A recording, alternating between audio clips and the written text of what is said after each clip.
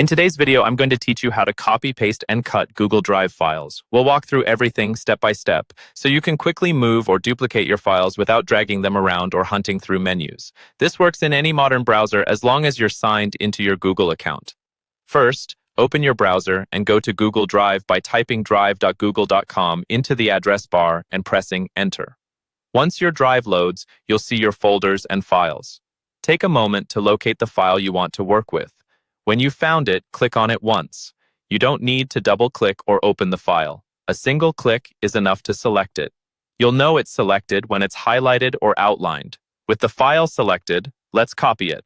On Windows or Chrome OS, press Ctrl and C on your keyboard at the same time. On a Mac, press Command and C.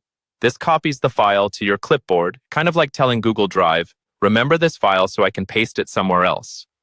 Nothing will visibly move yet, and your original file stays right where it is. Now decide where you want the copy to go. In the left-hand sidebar or in the main window, click on the folder where you'd like to place the duplicate.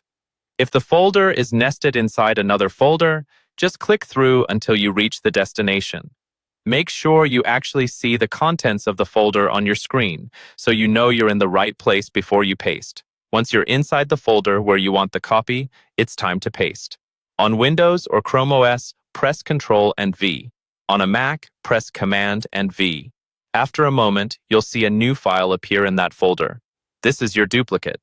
The original file is still in its original location, and the new copy is now safely stored in the folder you just chose. You can repeat this process as many times as you need.